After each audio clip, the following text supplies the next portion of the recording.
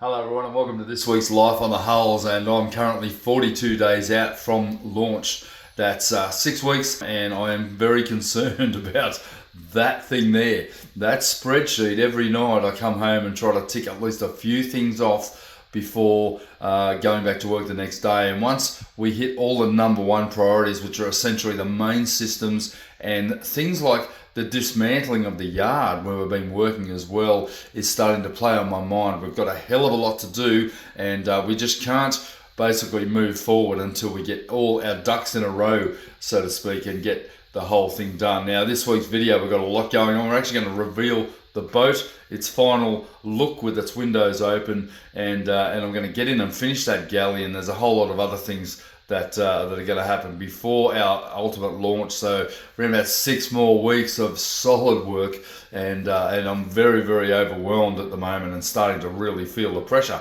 But anyway, we'll keep getting on with it. We're just going to dig deep and make sure it does happen.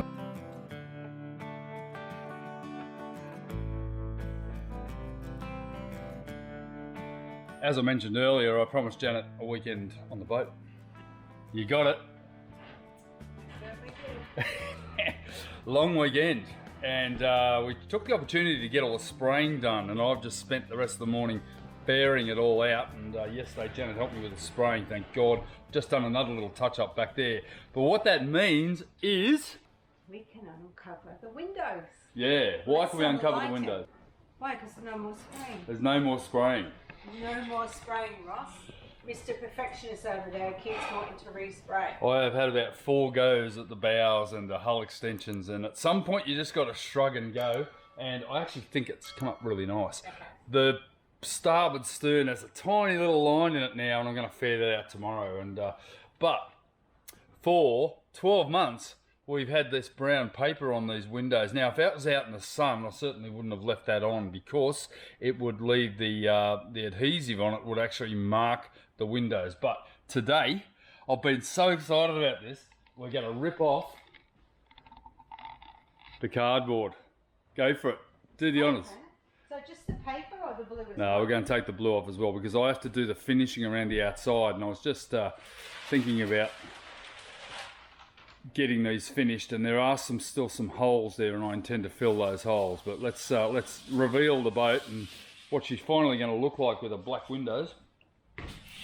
Still got to neaten it up and finish it all, but I'm very excited about this, because it means all the dust is just going to fall off, and this is the first time we're going to have proper light in the boat, which is going to be bloody awesome after all the years. No. Oh, well, the blue's going to go back on when I do the external bit, but that'll only be for a day. You know what you just said to me earlier? Try and do it a bit quicker. Yeah, try and do it a bit quicker. I'll go make a cup of tea while I'm waiting. Smart. Wow. Light inside. Still got work to do. Hey? We've still got work to do, but it's looking pretty good. So, I'm busy looking and not filming. Opening your eyes up, honey. Yeah. Well, I can see inside the boat. 41 days. The last time I could see inside the boat like this, there was no windows, and we were stepping in and out of the windows. Can you remember that? When we used to step in and out the windows rather than come around the side? Right. Shortcut. Well, maybe it's not a good idea for when we're at sea. We'll leave you those two, because it's dangerous over that side. Very nice. So the finishing is going to be about a 1 or 2 centimetre bead of Fixtech all the way around the outside, and the dirt is just something to behold. So we've got, well, they've been in there over a year, these windows. I was just talking to our friend Ron, and how he did his windows again about a year ago, and he was giving me some advice. He said all the little holes that I used to lock the windows down, like these ones here, he said please repair them, because if you don't repair them, it's going to show up in your final finish. And he's right, so I'm going to put a little bit of gel coat in each of those and polish them down and fix it before I do the final finish.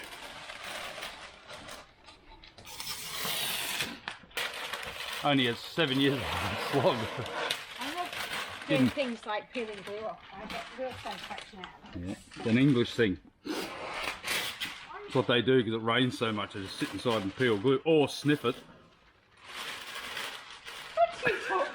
You've been sniffing it because you're talking rubbish. Been sniffing some gel coat today. Oh, these windows are putrid. Well, that's it. What about these? Oh, we haven't done the sides, yeah. Got lots more to do. Can I do these? Yep, go for it. Wow, that's going to change things in there. Just show you the difference it's going to make in here when we remove these. Hello. Go for it. Open this hatch up as well. Oh, the light in here. Yeah. And we're still within the tent, but that's great.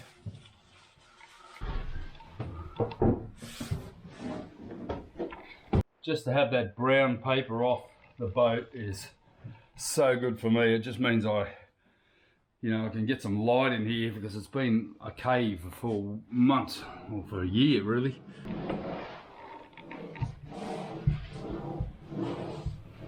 In the head.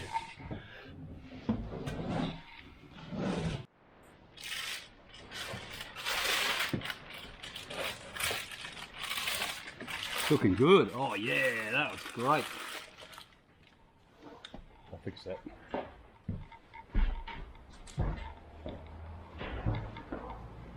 I'll rip these off. Oh, that was so different.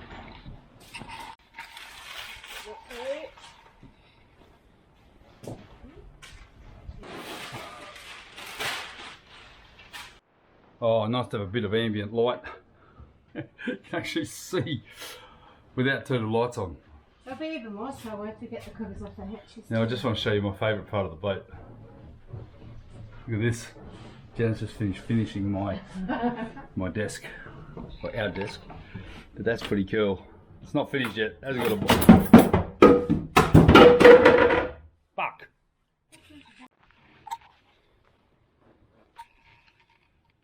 Our galley has taken a fair chunk of my time getting all of the little pieces together. I've still got to do a nice sort of grey sealant along the edges of it, but I've got it all together as best I can. I've got a couple of little irregularities in here, but I'm not that worried about it because I'm going to have a nice radius of grey sealant, kitchen sealant on it.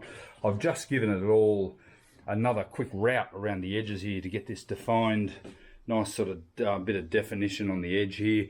And all the way around here, I can't actually route it because it's in place now, so that's going to be a little bit difficult.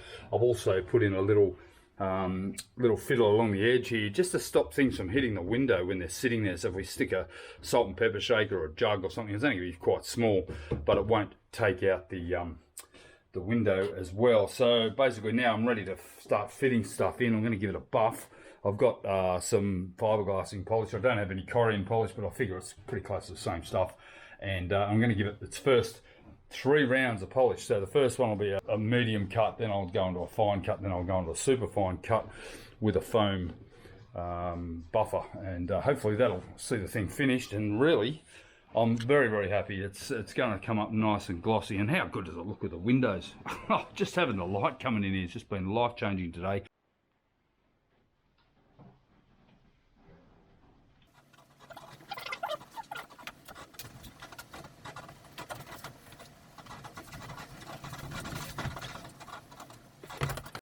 I find pretty much all surfaces are so similar, it's not funny. So if you apply the same technique all the way through, you're pretty much going to be right. Like I'm at the end of this Evo Stone benchtop build, and it's got a dull surface now. I've wet sanded all of the areas there where it's all joined to 1200 grit, and then I'm basically going to give it 3 coats of polish and slow it down, and just got to be careful you don't burn the surfaces of these resin-based materials, because if you burn it, if you go too fast, and if you have too much heat, so keep the polisher moving, keep it a little bit damp, which is always nice, and you'll get a really good luster on this stuff.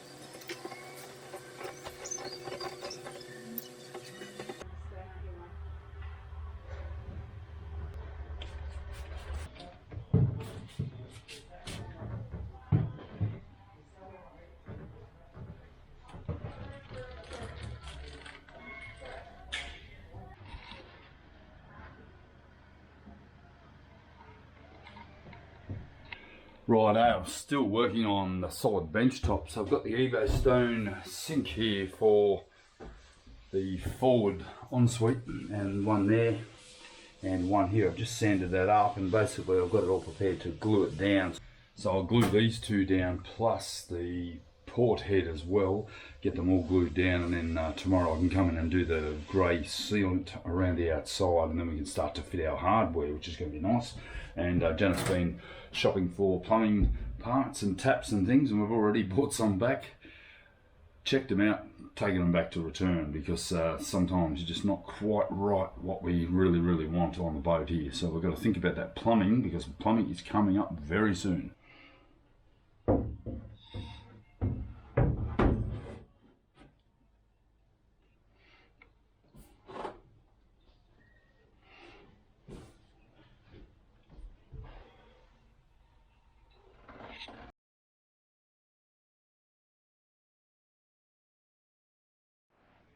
What's the plan?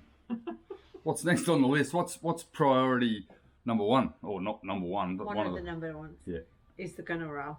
So we're going to make it permanent. It's been on for a while, but we're going to seal the screws into the deck. So yep. I think that's so we've got our Sikaflex 291. Janet's going to put some sealant on the outside, because we've got stainless going into aluminium, so we need to make sure that we don't end up with too much corrosion. So we're going to put Sikaflex in between those two, and also on the inside I need to seal the hole as it comes through. So I'll be inside, Janet's going to be on the ladder outside, dealing with Ross's need to have all the screws perfectly aligned with the crosses like this. Yeah, Phillips head, I want them vertical. Yeah, so because it'll do his head in apparently if I get it wrong. That's right. All right, get outside, get on the ladder, and I'll film you through the port light. See ya. Right, my arms just aren't quite long enough to be able to do this on my own. I have actually given it a crack, but it's not worth it. It's not worth trying. So I've got Janet outside up a ladder. Hello. That's a bit close for comfort. All right. I'm going to use this Sikaflex, it's up here, this stuff, and I'm going to squeeze it in the hole and then push the screw in, make sure it's aligned. And then I'm going to put it in. And he's going to put the knot on the back. I'm going to put the Sikaflex in the hole as well. Right, oh, are you? Okay. I've got to seal this hole as well. Yeah, okay.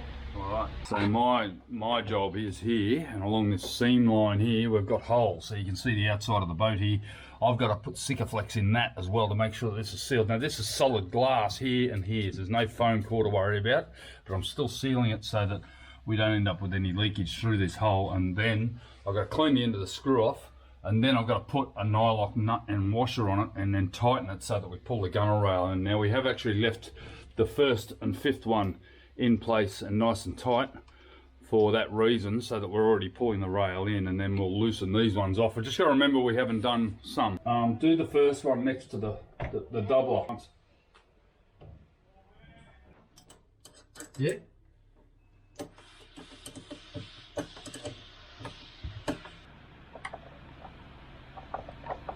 Righto.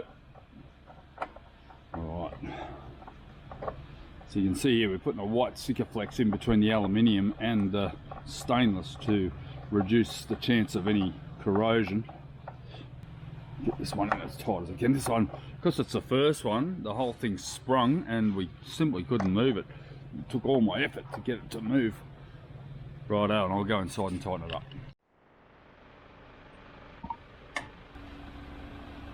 Did you get the Sikaflex in the hole?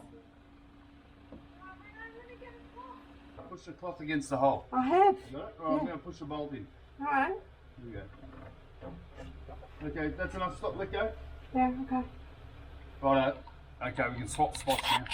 And the last two, sorry, the last five are up here. So they're in this front hatch here. They're in here. Up in this silly front oval hatch we've got. And, you alright? You look so little. It's 'cause I am. Looking good, honey. Righto, we've got 5 to go, and there's 2 that I can't get to because they're in a cupboard that I've still got to make a hatch for. Anyway, up the ladder. Come on, get up. 56. Oh, the gunwale rail bolts. And we're over here on the port side. We've finished the starboard side, at least the front part. We can't actually do the stern ends, which is about 3 metres on each side, because I'm waiting on the chain plates from Johnny Hodges up in Sydney. I sent him some more stuff today. He's getting them CNC cut today. And we've got Janet out here. Hello. You're not looking at me at the moment, you're looking down. Look up, look up, look up. That's it, that's where I am. Hello. Alright, I'm back inside. And it has been no fun, because poor Janet's been up a ladder for about 4 hours. But anyway, we're getting there. These are all so they're sealed in with Sikaflex, which is really fantastic. And making sure that our gunnels are just absolutely secure. This is epoxied and glass with 4 layers of 600 double bias holding the deck and hull. But it is solid glass here. There's no foam on the edges, which is really positive, which means that it's super, super strong, super, super rigid.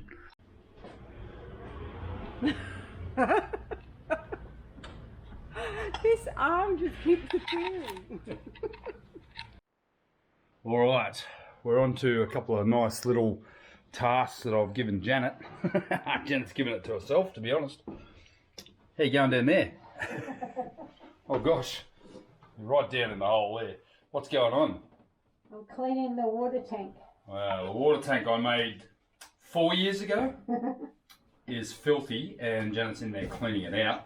It's got an epoxy potable water-based paint sealing it, and she's giving it all a good wash down. So we're starting to get to the cleaning stages under the floors. There's going to be much of that happening before we can start finishing out this bathroom. Now we're going to step back 4 years here and have a look at the hull where I made the water tanks. Now this is the port side water tank here. They're both identical in shape on each side. I did anticipate them being around about 200 litres per side. I've got a further 80 litres in each hull forward of these tanks as well in separate plastic tanks. Now it was time to determine the capacity, and how we managed that was actually draining a full tank into 2 20-litre jerry cans from the actual boat itself with a hose. Now it didn't go as planned. We certainly had a couple of disasters and determined finally 225 each. Believe it or not, version 1 siphon didn't work. So we're on to version 2 of our siphon, is with a rather large bilge pump. And we've got a garden hose, and it's as slow as, but it's working. We just had a disaster where the hose blew off the pump, so that wasn't very good. Help! I need help! Turn the goddamn thing off! Turn it off! Turn it off! There's a float in there. As the float hits the bottom, the pump will stop, so we might have to guess the last few litres, but at least it seems to be taking the water down. And Janet's outside now because the water was, honestly, it was blasting head high. And there's water all over the walls. Oh, well, it is a boat, I guess. How you going out there? Yeah, right. Is it right now? I am. Is it filling up or not? Yes, darling, it's running. Is it filling up nicely? I don't know. What's nicely mean? Well, is it almost full? No. I honestly don't know why I bother filming this shit sometimes, because Janet and I just hate filming this shit. We just end up very stressed, and right now we just don't need shit like this. So the hose blew off, and the bilge pump basically showered the entire room, and my perfectly dry bilges are no longer. But anyway, that's pretty much it.